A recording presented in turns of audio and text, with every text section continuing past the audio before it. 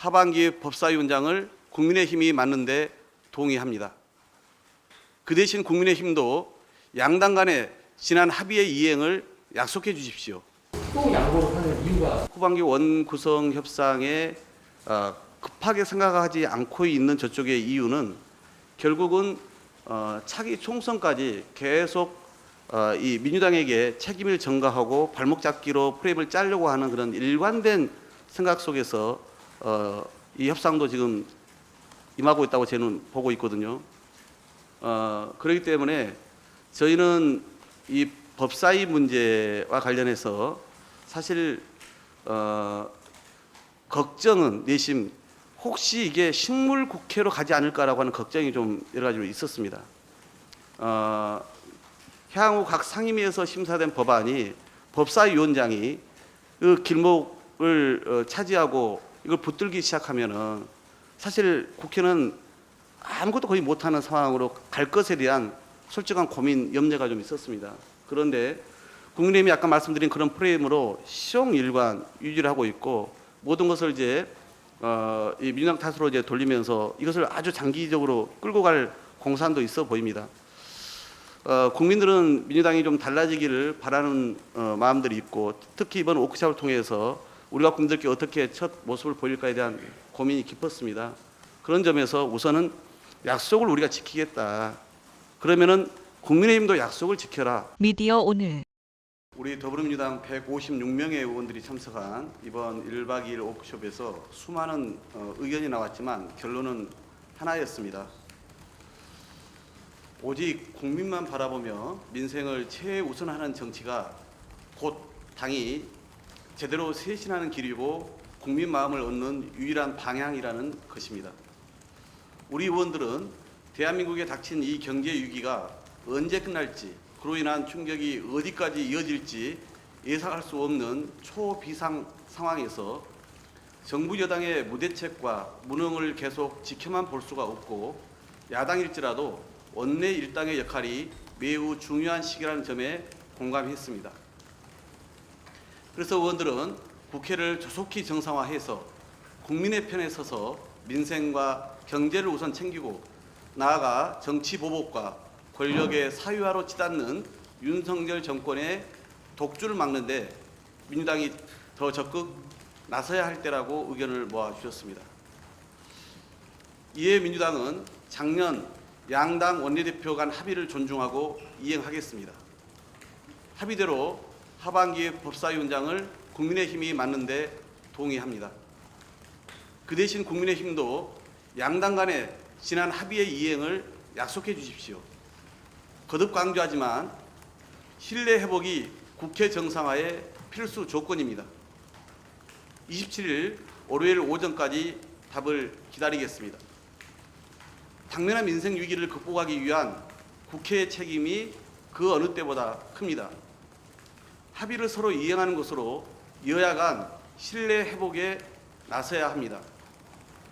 이번만큼은 간절한 민심을 담아 정상적인 국회 운영을 시작할 수 있기를 바랍니다. 이상입니다. 기자분들의 질문을 받도록 하겠습니다. 손을 들어서 의사를 표시해 주시고 소속과 이름을 말씀해 주시기 바랍니다.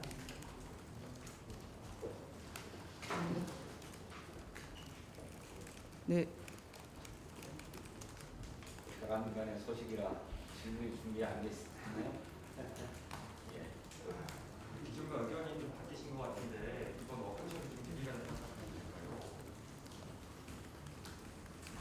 상황인가요? 그동안 후반기 원구성과 관련해서 우리 의원들과 집단적으로 저희가 정보를 공유하고 또 의견을 수렴하는 그런 토론회장이 없었습니다.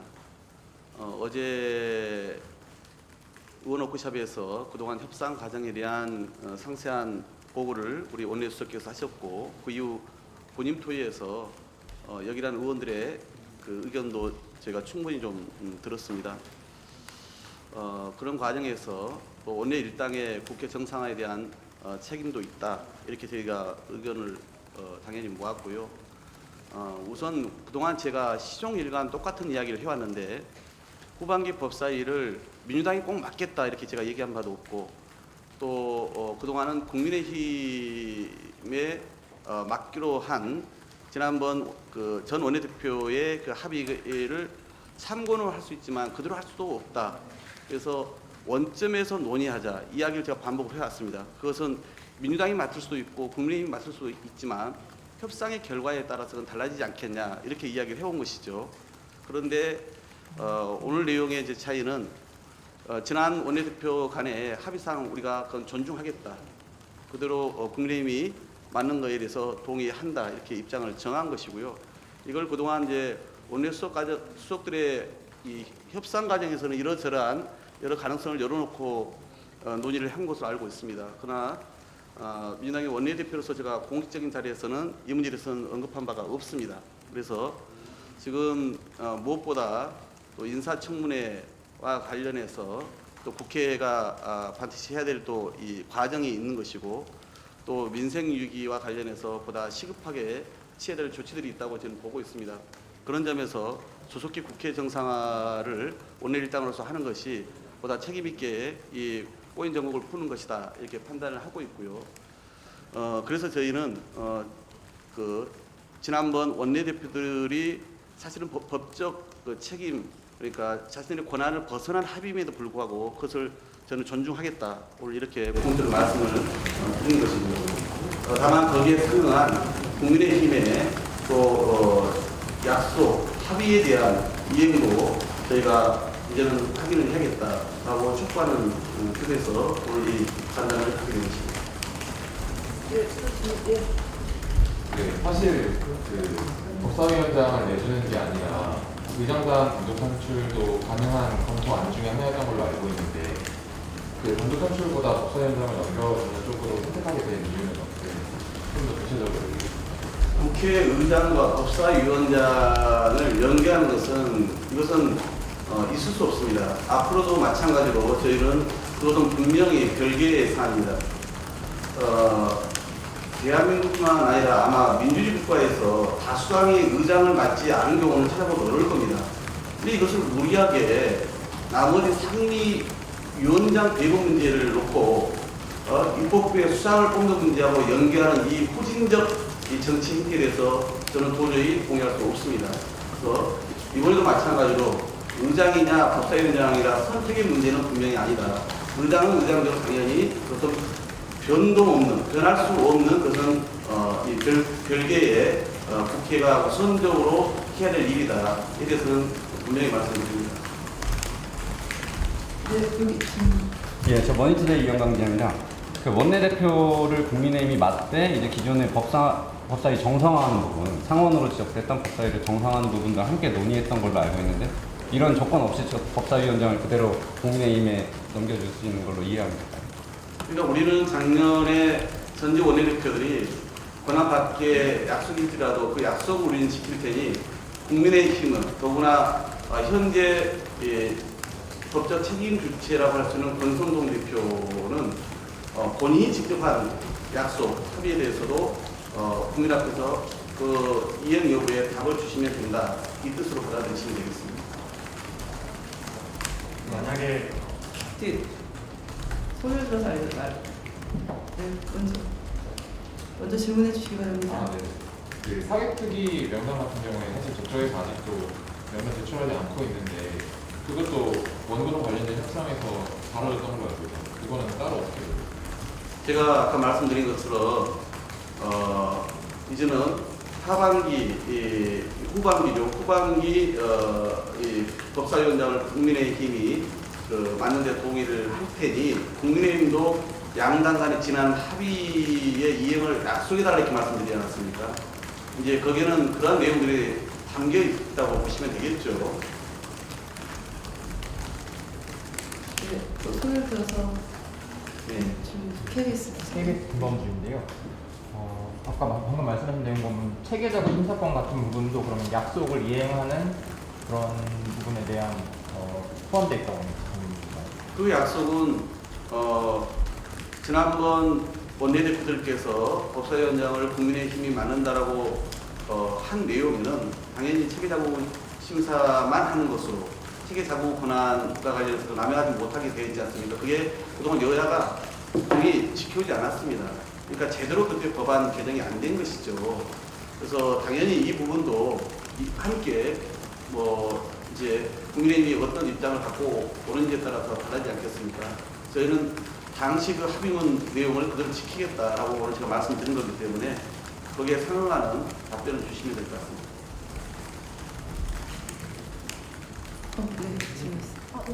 구속 고발 취하 관련해서도 어떠한 얘기가 나왔어요? 약속. 그 문제는 여러 번 말씀드렸습니다만은 후반기 원구성과 전혀 무관한 국민의힘 원내 수석 대표마저도 그것은 협상의 전제 조건이 아니었다고 얘기하지 않습니까? 유일하게 권성동 대표만 전제 조건이었다고 얘기를 하고 계신 것이죠. 따라서 그 문제는 이번에 저희가 그동안에 여야 원내 대표 또는 수석 대표들 간에는 국회나 또는 양당의 여러 현안에 대해서 여러 가지 의견을 늘 주고받기 마련입니다. 그런데 이게 이번에 원구성 협상의 어떤 전제 조건이라든가 이거하고 반드시 연계되어 있다든가 이렇게 저희가 생각하고 바가 없습니다. 네, 미디어오늘의 조현우 기자입니다. 오늘 오전에 낸 그 의원총회 국회의원 워크숍 결의문을 봤는데요.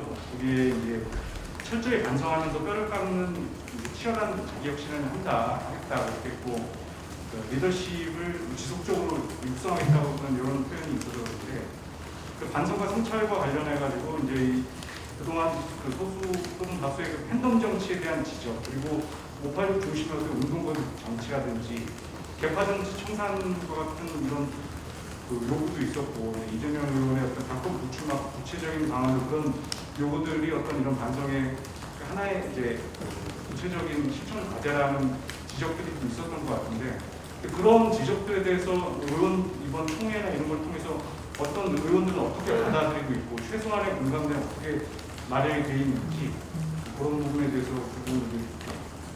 의원 총회, 의원 워크숍에 대한 말씀을 좀 했으니까 한번 부탁드리겠습니다. 글쎄요, 하여튼 그 의원 워크숍에서 나온 이야기는 오늘 오전 우리 그 조승래 전략기획위원장이 소상하게 빙표의 결과를 발표를 해드렸습니다. 그 내용으로 감안하시면 될 것 같습니다.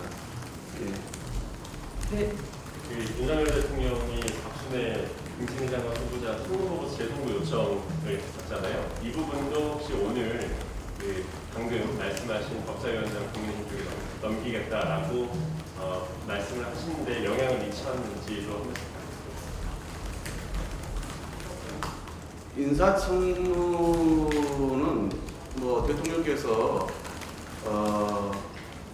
그러니까 일반적 상황이라면은 국회가 그걸 무리하게 예를 들어서 절차를 지키지 않고 시간을 끈다면 뭐 인사권자로서 그럴 수 있다 생각합니다만 지금의 상황은 말 그대로 인사가 아주 심대한 결격 사유가 있는 분들이지 않습니까? 거기에다가 국회가 한참 여야 협상을 하고 있는 중 아니겠습니까? 이런 상황 당연히 감안해서 인사에 대한 청문 요구라든가 또는 그 절차를 밟아 나가는 것이 마땅하죠.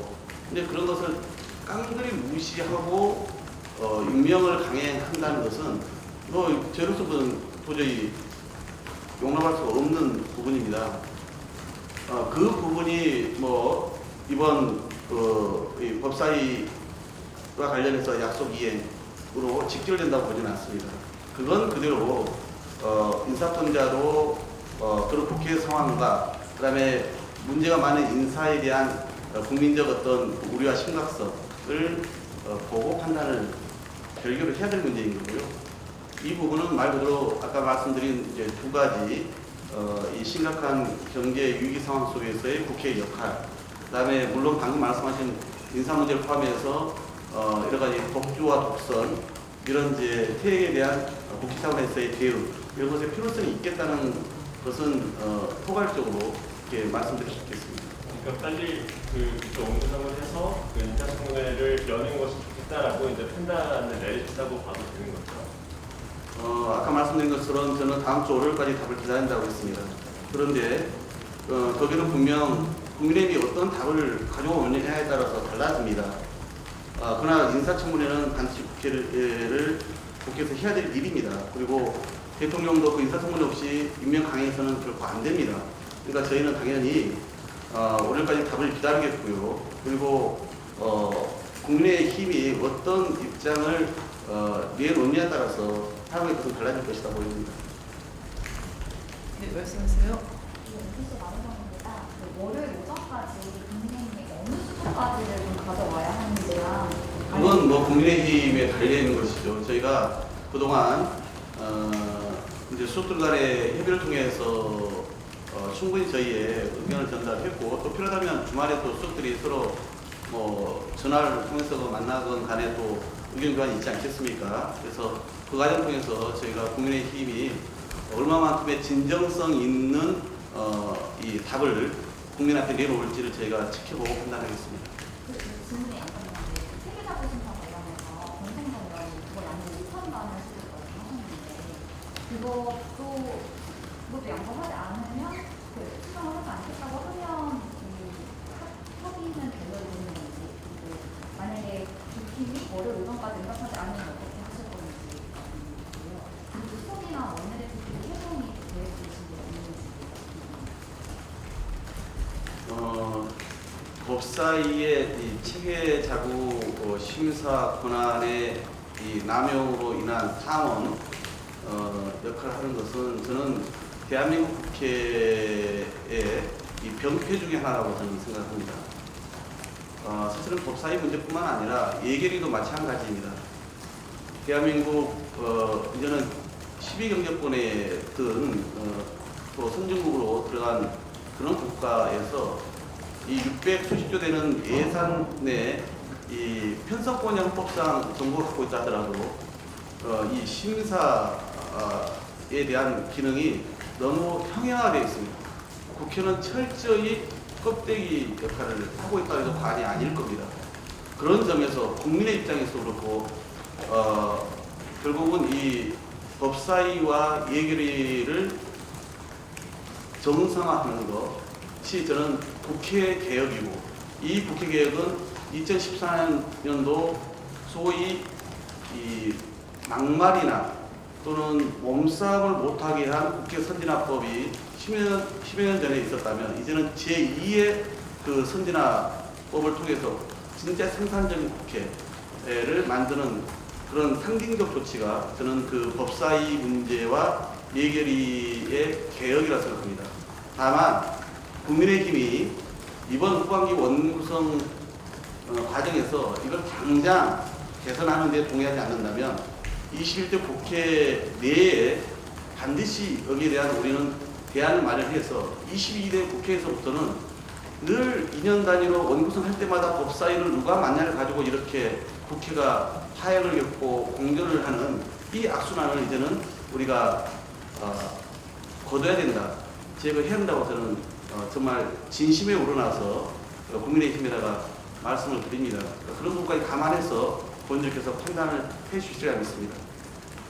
네, 한 번만 더 받고 그 기자회견 마무리하도록 하겠습니다. 말씀하시죠. 연합뉴스 TV 나경렬이라고 하는데요. 민주당이 지금까지 좀 보면은 양보를 좀 많이 했던 것 같은데 이것까지 양보를 하는 이유가 지금 시급한 경제 위기라고 말씀을 주셨는데 계속 이렇게 우리가 민주당은 계속해서 우리는 양보를 해왔다. 그러니 이제 국힘이 양보할 차례다라고 하셨는데 갑자기 좀 또 양보를 하는 이유가 좀 궁금합니다.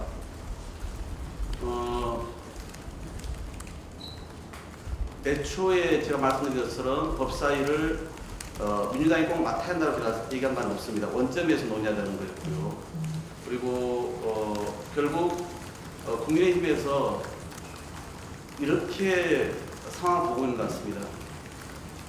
지금 국민의힘은 지방선거 때도 마찬가지지만 거대 야당의 발목 잡기로 본인들의 국정에 차질을 빚고 있다고 하는 그런 프레임작에 골몰해 왔고 지금도 이 후반기 원구성 협상에 급하게 생각하지 않고 있는 저쪽의 이유는 결국은 차기 총선까지 계속 이 민주당에게 책임을 전가하고 발목 잡기로 프레임을 짜려고 하는 그런 일관된 생각 속에서 이 협상도 지금 임하고 있다고 저는 보고 있거든요. 그렇기 때문에 저희는 이 법사위 문제와 관련해서 사실 걱정은 내심 혹시 이게 식물 국회로 가지 않을까라고 하는 걱정이 좀 여러 가지 있었습니다. 향후 각 상임위에서 심사된 법안이 법사위원장이 그 길목을 차지하고 이걸 붙들기 시작하면은 사실 국회는 아무것도 거의 못하는 상황으로 갈 것에 대한 솔직한 고민, 염려가 좀 있었습니다. 그런데 국민의힘이 아까 말씀드린 그런 프레임으로 시용일관 유지를 하고 있고 모든 것을 이제 이 민영 탓으로 이제 돌리면서 이것을 아주 장기적으로 끌고 갈 공산도 있어 보입니다. 국민들은 민주당이 좀 달라지기를 바라는 마음들이 있고 특히 이번 오피셜 통해서 우리가 국민들께 어떻게 첫 모습을 보일까에 대한 고민이 깊었습니다. 그런 점에서 우선은 약속을 우리가 지키겠다. 그러면은 국민의힘도 약속을 지켜라. 서로 약속을 지키는 모습을 국민 앞에 보임으로써 민주당이 우선 달라지는 모습 그리고 국회가 서로 신뢰를 갖게 되는 그 모습을 보이는 게 이 어려운 경제 민생 위기에 국회와 정치권이 해야 될 도리가 아닌가라는 생각을 갖게 된 것입니다. 네, 이것으로 기자회견 마무리하도록 하겠습니다. 오늘 협조해 주신 기자분들께